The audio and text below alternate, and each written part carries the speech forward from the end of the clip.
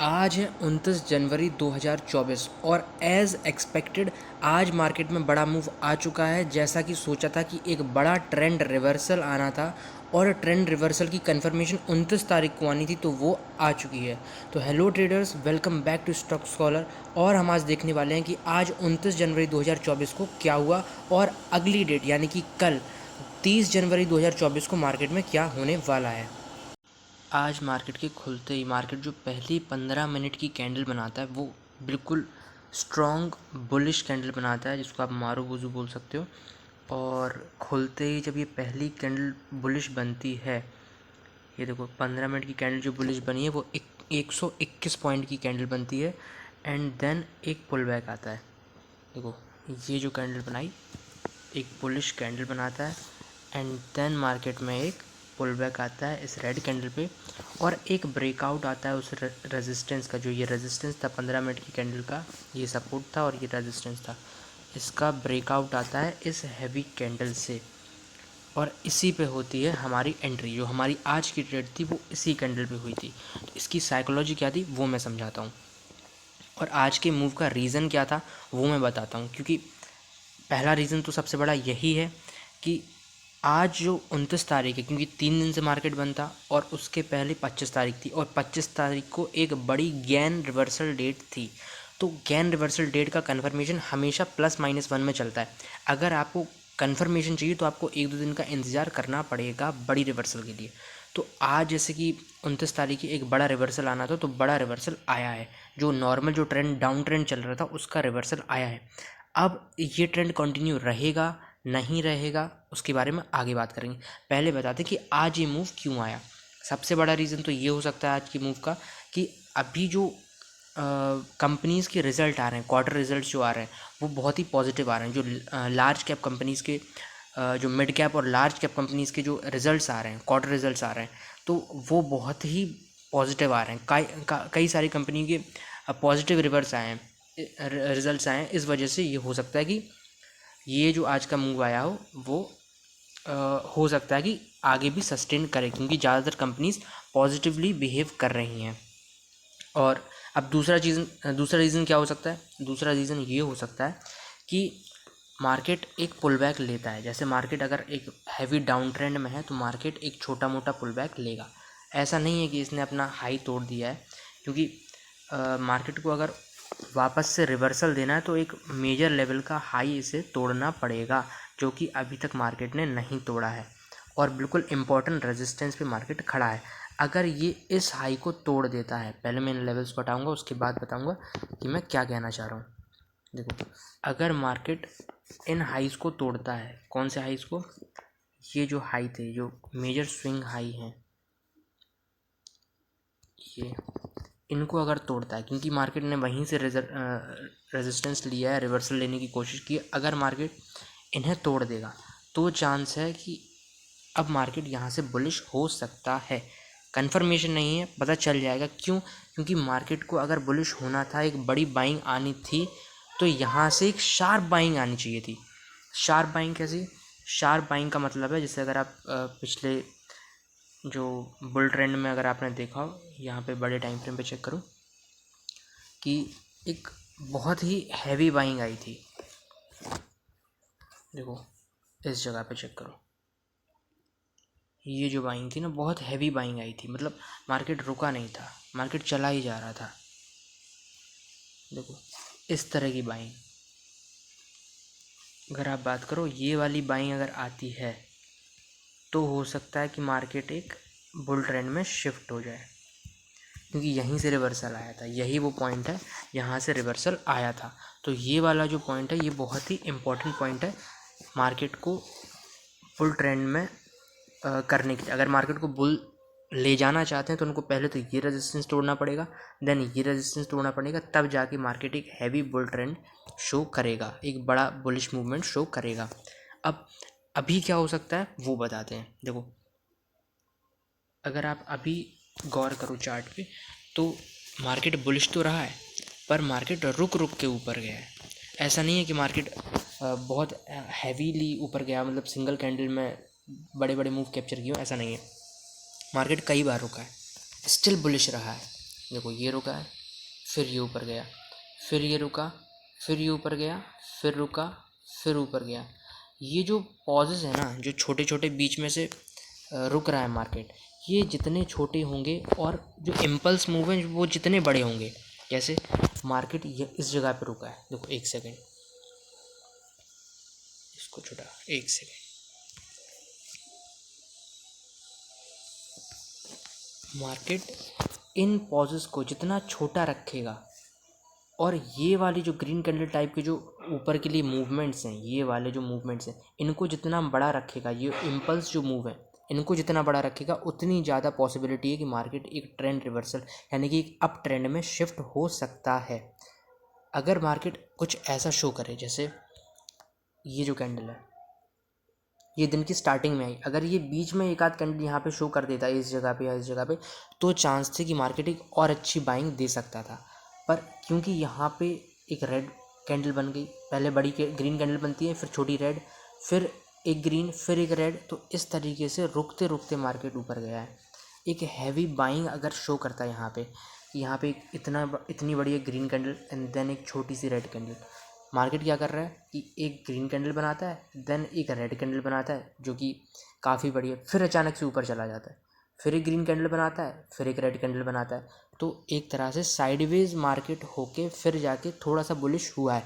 मतलब इस प्रीमियम्स में भी जितनी स्पाइक आनी चाहिए थी उतनी स्पाइक नहीं आई है, क्योंकि आज मंडे था, थीटा डे के नहीं होता, बहुत नेग्लिजिबल थीटा डे के होता तो भी उतना ज़्यादा प्रीमियम स्पाइक नहीं आया है।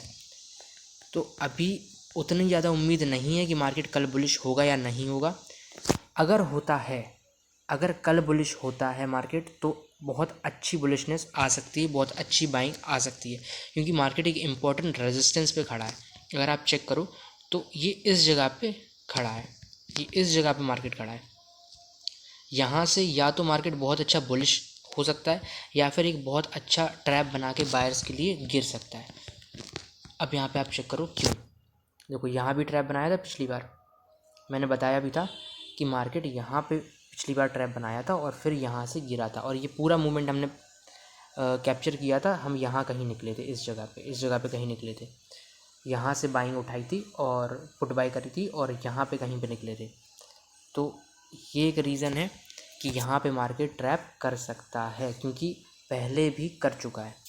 अब अगर मार्केट को यहाँ पे ट्रैप नहीं करना है तो क्या होगा, तो कल हो सकता है एक गैप अप, और हो सकता है कि कल हो एक बड़ा गैप अप। अगर सच में बायर्स हैं तो, अगर सच में बायर्स हैं तो क्या होगा, एक बड़ा गैप अप होगा और मार्केट फिर रुकेगा नहीं, या रुकेगा तो साइडवेज हो जाएगा, वहीं इस तरीके से मूवमेंट देगा एंड देन फिर अगले दिन हो सकता है फिर से गैप अप दे। तो अभी क्या उम्मीद है, अभी मार्केट से यही उम्मीद है कि या तो मार्केट यहाँ पे ट्रैप बना दे और सेलर्स वापस आ जाएं, या फिर मार्केट यहाँ पे एक अच्छी गैप अप दे दे और यहाँ से फिर से बायर्स कंट्रोल ले लें। क्योंकि मार्केट एक बुल ट्रेंड में है, मार्केट साइडवेज रहा, पर मार्केट बहुत ज़्यादा बेयरिश नहीं रहा। मार्केट को बेयरिश रहना चाहिए था, क्योंकि ज़्यादा से ज़्यादा कितना, यहाँ से अगर जिस जगह पे मार्केट खड़ा है ना, यहाँ से सिर्फ 400 से 500 पॉइंट चाहिए मार्केट को ऑल टाइम हाई को क्रॉस करने के लिए। तो उतना ज़्यादा बुलिश, उतना ज़्यादा बेयरिश नहीं रहा, अभी भी उसी रेंज में आ चुका है वापस, अभी भी उसी रेंज में फंस गया है आके। ये जो रेंज थी जिसमें काफ़ी 10-12 दिन 25 दिन से 20 दिन से फंसा हुआ था, उसी रेंज में वापस से आ गया।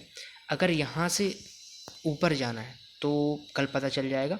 क्योंकि जो बायर्स है ना, उनको कंट्रोल अगर लेना है तो सेलर्स को पूरा बाहर निकालना पड़ेगा। अगर सेलर्स को कंट्रोल लेना है तो बायर्स को बिल्कुल बाहर निकालना पड़ेगा, तब जाके एक बड़ा नीचे की तरफ या बड़ा ऊपर की तरफ मूवमेंट आएगा। बायर्स कब निकल सकते हैं, जब यहाँ पे बायर्स की एंट्री हो जाए और यहाँ पे सेलर नीचे तक ले आए, तब जाके बायर्स ट्रैप हो सकते हैं। सेलर्स तो ऑलरेडी ट्रैप्ड हैं, क्योंकि आज मार्केट ने शो किया 2-3 बार कि अब नीचे जाएगा, पर गया नहीं। बड़ी बड़ी स्पाइक्स मार्केट ने दी, पर इवेंचुअली धीरे धीरे ऊपर के लिए गया। देखो ये एक स्पाइक थी नीचे के लिए, उम्मीद थी कि नीचे आ सकता है, पर आया नहीं। यहीं ट्रैप बनाया और यहीं हमारी एंट्री हुई थी इस ग्रीन कैंडल पे। ये जो दूसरी ग्रीन कैंडल बनाई है, यहीं हमारी एंट्री हुई थी। तो ये एक ट्रैप था सेलर्स के लिए, यहाँ भी ट्रैप करने की कोशिश करी। दूसरी जगह कौन सी थी, ये वाली। यहाँ पे जब ये कैंडल बन रही थी ना तो बहुत बड़ी रेड कैंडल बन रही थी। जो ये रेड कैंडल आपको दिख रही है, ये वाली जो रेड कैंडल बन रही थी, ये बहुत डराने वाली कैंडल थी। ये बहुत हैवीली शो कर रही थी कि यहाँ से ट्रेंड रिवर्सल आ सकता है, यहाँ से एक डाउन ट्रेंड शुरू हो सकता है, एक नीचे के अच्छा मूवमेंट कैप्चर हो सकता है। पर यहाँ पे हुआ नहीं, बाद में बायर्स वापस से ऊपर ले गए, पर उतना फास्ट मूवमेंट नहीं आया जो ये मूवमेंट था। ये 2 या 3 कैंडल में यहाँ पे कैप्चर होना चाहिए था, तब जाके एक अच्छी बाइंग शो करता।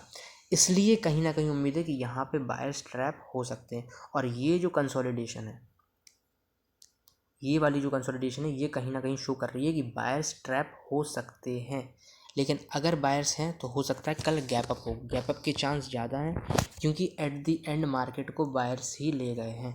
तो हो सकता है कि कल मार्केट गैप ओपनिंग दे, यहाँ कहीं ओपनिंग दे। फिर भी चांस है कि बायर्स ट्रैप हो सकते हैं, फिर भी चांस है कि बायर्स ट्रैप हो सकते हैं। अगर कल गैप अप होता है तो भी हम रेडी रहेंगे, अगर कल गैप डाउन होता है तो भी रेडी रहेंगे, क्योंकि बायर्स ट्रैप हो चुके हैं, बायर्स एंट्री कर चुके हैं ब्रेकआउट पे। ये एक ब्रेकआउट लेवल था, यहाँ पे बायर्स एंट्री कर चुके हैं। अगर बायर्स को ट्रैप करना है तो सेलर्स यहाँ कहीं ओपनिंग देंगे मार्केट की कल। और अगर बायर्स को सच में मार्केट ऊपर ले जाना है तो कल कहीं यहाँ कहीं गैप अप होगा, एंड देन मार्केट फिर रुकेगा नहीं, क्योंकि इसके बाद ट्रेंड रिवर्सल आ चुका है। आज 29 तारीख थी, एक बड़ा ट्रेंड का इंडिकेशन था, ऊपर के लिए गया मार्केट। जो एक नॉर्मल डाउन ट्रेंड था, ये वाला जो नॉर्मल डाउन ट्रेंड शुरू हुआ था, एक बहुत हैवी नहीं आया, एक मिनिमल डाउन ट्रेंड था, और यहाँ से एक रैली ऊपर के लिए आई। आप यहाँ से चेक करो, एक भी दिन आपको ना यहाँ पे इतनी बड़ी रैली दिखेगी, ना यहाँ पे दिखेगी, ना यहाँ पे दिखेगी, मतलब ऊपर के लिए नहीं दिखेगी, कहीं भी इतनी बड़ी रैली ऊपर के लिए नहीं आई। तो ये एक इंडिकेशन है कि हो सकता है कि बायर्स यहाँ से कंट्रोल ले लें। लेकिन वही अगर आप ऑप्शन चेन को चेक करो तो वहाँ पे कुछ और कह रहा हुआ है डेटा, वहाँ पे कुछ और ही बन रहा है। तो वो मैं चेक कराऊंगा कि ऑप्शन चेन पे क्या कर रहा है। उससे पहले कि ऑप्शन चेन पे चलें, उससे पहले मैं बताऊंगा कि बैंक निफ्टी में क्या चल रहा है। ये देखो,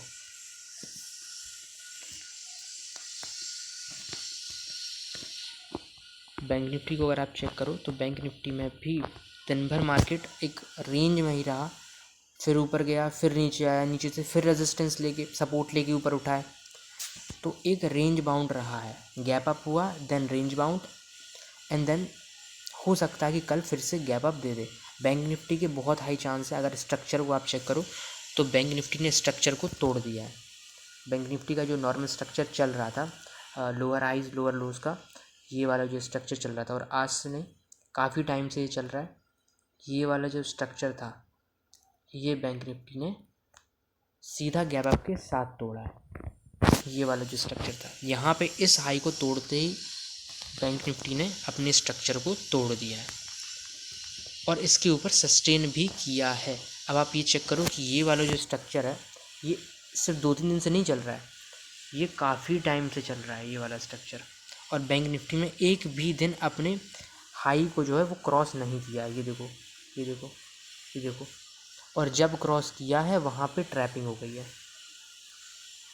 ये देखो, जैसे ही ऊपर जाने की कोशिश करी, इस हाई के ऊपर निकला मार्केट, इस हाई के ऊपर निकलता है मार्केट, और यहाँ पे बायर्स को कर लिया ट्रैप। और उस दिन भी बताया था कि ये एक बहुत हैवी ट्रैपिंग है, डाउन ट्रेंड का एक बहुत ही बड़ा इंडिकेशन है कि हो सकता है यहाँ से डाउन ट्रेंड शुरू हो जाए, और तब तक चलेगा जब तक ये अपना स्ट्रक्चर ब्रेक नहीं करेगा। और इसने अपना स्ट्रक्चर ब्रेक कर दिया है। अगर आप चेक करो तो ये जो हाई था, इसको बैंक निफ्टी ने ऊपर ब्रेक कर दिया, और ब्रेक करने के साथ ही इसके ऊपर सस्टेन भी कर लिया। आज पूरा दिन मार्केट इसके ऊपर ही रहा, ऊपर ही सस्टेन किया, नीचे नहीं आया। तो हो सकता है कि ये ट्रैप ना हो, ये एक्चुअल बायर्स का मूव हो, क्योंकि अभी अगर आप बुल रन चेक करो तो बुल रन में यही हुआ था कि बार बार गैप अप होता था, एंड देन कंसोलिडेशन, फिर एक गैप अप देगा मार्केट, फिर एक कंसोलिडेशन। मोस्टली दिन यही हुआ अनटिल अनलेस मार्केट में एक हैवी बाइंग नहीं आई थी। सिर्फ सिंगल डे पे ही ऐसा हुआ था कि मार्केट ने एक बहुत अच्छा मूवमेंट इंट्राडे में दिया, नहीं तो इंट्राडे में बायर्स में बिल्कुल भी स्ट्रेंथ नहीं थी। बायर्स सिर्फ gap up and gap up ही करवा रहे थे। तो चांस है कि मार्केट अभी भी गैप अप ही दे, अगर बुल ट्रेंड शुरू होना है तो इंट्राडे में भी रहेगा, ट्रेड मिलेंगी, पर उतनी ज़्यादा नहीं मिलेंगी। अगर आप चेक करो तो यहाँ पे भी आपको सिर्फ एक ही ट्रेड मिलेगी। अगर प्रॉपर ट्रेड ली जाए तो यहाँ कहीं से आपको एक ही ट्रेड मिलनी चाहिए, क्योंकि जो दूसरा वाला जो नीचे की जो ट्रेड मिली थी, ये वाली जो ट्रेड रही, ये वाली जो ट्रेड, ये अगर आप एक्सपीरियंस हो तो आपको पता होगा कि ये प्योरली थीटा डिके है। ये आपका पैसा बनाएगी नहीं जितना जितना आपका पैसा खा जाएगी टाइम के साथ। क्यों? अगर आप आज मंडे था, ठीक है, मान लिया आज इसका थीटा डिके कम होगा बैंक निफ्टी में, पर यहीं पे अगर कल ट्यूसडे या फिर वेडनेसडे का दिन होता तो इस जगह पे आपका ऑलमोस्ट आधे से ज़्यादा कैपिटल जो होगा वो ख़त्म हो गया होगा जिससे आपने ट्रेड ली होगी।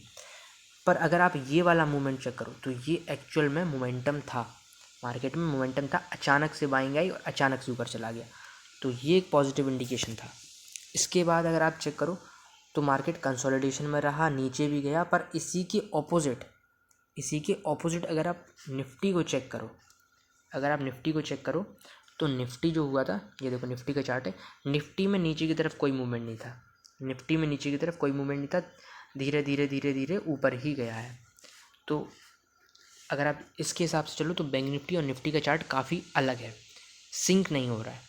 तो हो सकता है कि यहाँ पे बैंक निफ्टी में जो हो वो एक्चुअल मूव हो और निफ्टी में जो हो वो सिर्फ ट्रैपिंग हो, क्योंकि बैंक निफ्टी जो है वो साइडवेज रहा है, एक कंसोलिडेशन फेज़ में रहा है। तो हो सकता है कि यहाँ से बायर्स को जो है वो ट्रैप कर लिया जाए। पर यहाँ पे अभी हम जब OI डेटा चेक करेंगे तो ज़्यादा कन्फर्मेशन आएगी। पर अगर आप स्ट्रक्चर की बात करो तो स्ट्रक्चर ब्रेक हो चुका है, कल गैप अप की पूरी उम्मीद है, कल गैप डाउन नहीं हो सकता। अगर गैप डाउन होना है तो सेलर्स को आज हैवी क्वांटिटी में सेलिंग करनी होती, अगर गैप डाउन करवाना है तो, और आज हुई होती अगर सेलिंग तो हो सकता था कि आज कल गैप डाउन हो जाता। पर अगर आप लास्ट की 2-3 कैंडल देखो तो बैंक निफ्टी में भी ग्रीन बन रही है, और लास्ट की अगर आप निफ्टी में भी कैंडल देखो, ये देखो निफ्टी का चार्ट, और निफ्टी में भी कैंडल देखो तो ग्रीन ही बन रही हैं। तो यहाँ पे चांस है कि कल गैप अप ही होगा। अगर मार्केट को सेलर्स को ले जाना है, सेलर्स को वापस देखो, बैंक निफ्टी में वापस चलेंगे, अगर सेलर्स को वापस से नीचे ले जाना है, बायर्स को ट्रैप करना है, तो सेलर्स को यहाँ पे बायर्स के लिए इंट्राडे में मूव देना पड़ेगा, क्योंकि बायर्स अभी हैवी हैं, बायर्स ऑलरेडी यहाँ पे पोजीशंस बनाए हुए हैं, तो यहाँ से हो सकता है एक अप मूव थोड़ा सा दे जाए। लेकिन अगर सेलर्स को ट्रैप करना है तो फिर इंट्राडे में मूव आएगा, यहाँ कहीं मार्केट खुल के एंड देन फिर इंट्राडे में नीचे आएगा। तो ये तो थी बैंक निफ्टी की चार्ट की एनालिसिस। अब हम चलेंगे ऑप्शन चेन पे और देखेंगे OI डेटा। ये देखो, अगर आप चेक करो यहाँ से तो ये है कॉल राइटर्स का डेटा, कॉल राइटर्स यानी कि मार्केट के सेलर्स। देखो कॉल राइटर्स यानी कि मार्केट के सेलर्स, और इनका जो नंबर निकल के आ रहा है वो है 13,77,000, 13,77,000 सेलर्स है मार्केट में।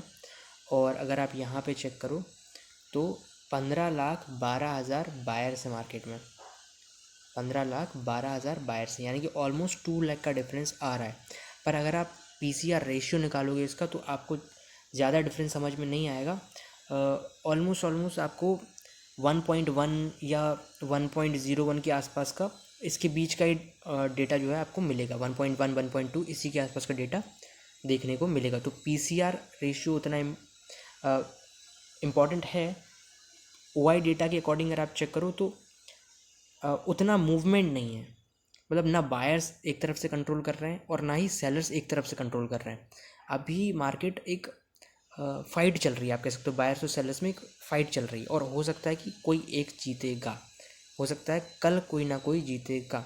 अगर गैप अप होता है तो चांस है कि बायर्स ले जाएंगे, अगर सेलर्स को ले जाना है तो इंट्राडे में एक नीचे का मूव आना चाहिए, इंट्राडे में, ना कि गैप डाउन, इंट्राडे में मूव आना चाहिए, तब जाके उम्मीद है कि मार्केट किस तरफ को जाएगा। तो ये तो था OI डेटा। अब हम चेक करेंगे कि हमारी जो पोजीशन थी, हमने जो आज की ट्रेड ली थी वो उसका रीज़न क्या था, उसकी साइकोलॉजी क्या थी, किस बेसिस पे लिया था, और प्रॉफिट हुआ नहीं हुआ तो उसका रीज़न क्या था वो भी चेक करेंगे। तो ये है निफ्टी का चार्ट, और हमने जो ट्रेड ली थी वो निफ्टी में ही ली थी, क्योंकि बैंक निफ्टी में वॉलेटिलिटी जो है वो बहुत हाई रहती है, तो इसलिए मैं ज़्यादातर निफ्टी में ही ट्रेड लूँगा। तो मैंने जो ट्रेड ली थी आज वो निफ्टी में ही ली थी, और उसका रीज़न क्या था वो दिखाता हूँ।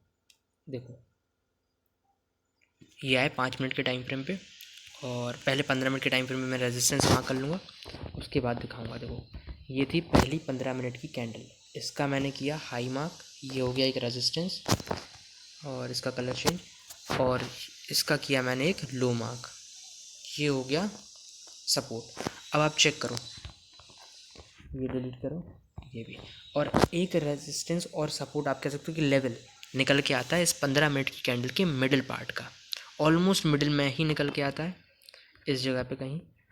तो अगर आप चेक करो तो यहाँ से मार्केट एक बहुत अच्छी बाइंग लेता है, यहाँ से बहुत अच्छी बाइंग लेता है। इसके बाद मार्केट ने क्या किया, एक रेड कैंडल बनाई एंड देन फिर एक ग्रीन कैंडल बनाई। इसी जो तीसरे नंबर की जो कैंडल बनती है, जो 15 मिनट की जो तीसरी कैंडल बनती है जो कि ग्रीन थी, इसी पे हमारी एंट्री हुई थी। अब इसका रीज़न क्या था वो दिखाता हूँ 5 मिनट के टाइम फ्रेम पे। ये देखो, अब आप चेक करो मार्केट ने क्या किया, यहाँ से बाइंग आई, ये देखो यहाँ से एक बाइंग आई ऊपर तक, फिर मार्केट नीचे आया इस जगह तक, फिर मार्केट फिर से ऊपर गया, फिर मार्केट फिर से नीचे आया उसी लेवल तक। देखो किस लेवल तक, ये जो लेवल था जो पहले सपोर्ट बन चुका था, पहले एक बार रेड कैंडल एंड देन ऊपर के लिए बाइंग आ चुकी थी, ये वाला जो लेवल है, इस लेवल से वापस से मार्केट उठा।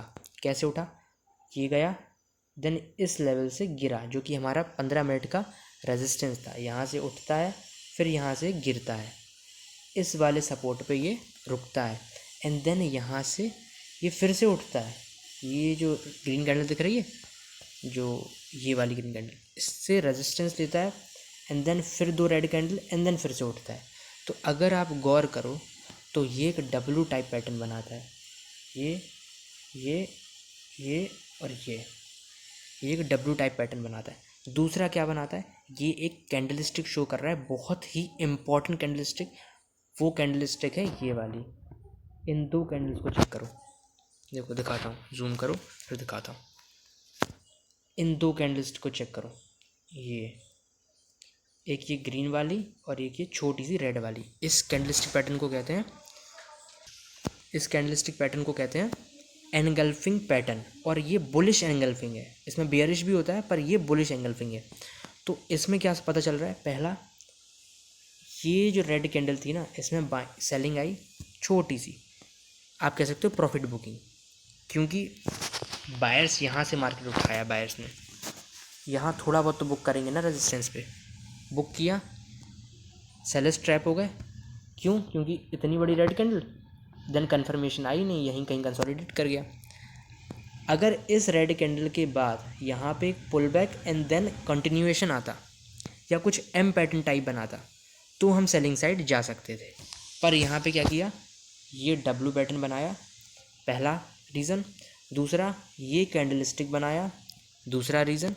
तीसरा रीज़न क्या था, यहाँ पे एक ट्रैप भी बनाया है, कंसोलिडेशन बार बार मार्केट ने नीचे निकलने की कोशिश की है, मतलब दिखाया गया है कि नीचे जा रहा है, गया नहीं है, दिखाया गया है। कैसे दिखाया गया है, ये देखो कितनी बड़ी रिजेक्शन आई ग्रीन कैंडल पे, ग्रीन भले ही है पर रिजेक्शन देखो ऊपर से कितनी बड़ी विक छोड़ी है। तो ये एक इंडिकेशन है कि कहीं ना कहीं सेलर्स इंटरेस्ट ले रहे हैं रिटेलर्स को दिखाने के लिए। 2 रेड कैंडल यहाँ बनाई, एक हैवी रेड कैंडल यहाँ बनाई, गया तो नहीं।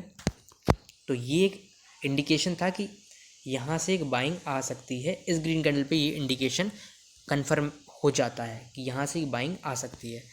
तो यहाँ से हमने ट्रेड इनिशिएट की, और इसको कहाँ तक होल्ड करना चाहिए था, अगर आप एक्चुअल प्रॉपरली बात करो तो आपको ये तब तक होल्ड करना चाहिए जब तक एक रीसेंट स्विंग का ब्रेक ना आ जाए। तो रीसेंट स्विंग कहाँ पे है, ये देखो, ये यहाँ से उठा, ये गिरा, एंट्री बनती है, फिर नीचे आया, ये एक स्विंग बनाया एंड देन फिर ऊपर गया, फिर नीचे आया, फिर एक स्विंग बनाया पर नीचे का स्विंग ब्रेक नहीं किया, फिर यहाँ से नीचे गिरता है, फिर ये ऊपर उठता है, स्विंग ब्रेक नहीं कर रहा है, ये देखो अब इस जगह पे ये गिरा फिर उठा ज़रूर, पर जो पुराना वाला जो स्विंग था ना वो ब्रेक कर गया। ये देखो इस जगह पे ये स्विंग ब्रेक कर गया। ये एक ट्रैप बनाया, ये देखो ये एक ट्रैप बनाया एंड देन फिर से कंटिन्यू कर गया। तो इसके हिसाब से अगर आप चेक करो तो यहाँ पे आपको कितने पॉइंट्स मिलते हैं और हमें कितने पॉइंट्स मिले वो दिखाता हूँ। देखो यहाँ से अगर आप चेक करो तो इस जगह कहीं एंट्री हुई थी और यहाँ से ये इस जगह पे यहाँ कहीं निकल गए थे। तो 58 पॉइंट 55 पॉइंट 50 पॉइंट के आसपास मिल चुके थे। इस प्रीमियम में स्पाइक नहीं आ रहा, तो वो रीज़न अलग है कि आज प्रीमियम में स्पाइक बहुत कम आया है। पता नहीं रीज़न क्या था, पर चाहे आप कॉल साइड के प्रीमियम चेक करो चाहे पुट साइड के, प्रीमियम बहुत कम स्पाइक हुए हैं।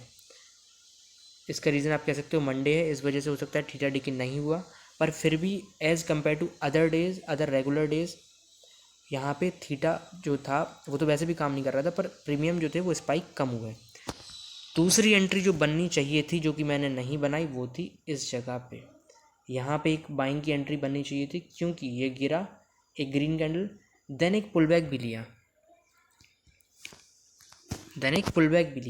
ये देखो यहाँ से ये गिरता है, फिर ये ग्रीन कैंडल से ऊपर, फिर नीचे एक pull back and then continue.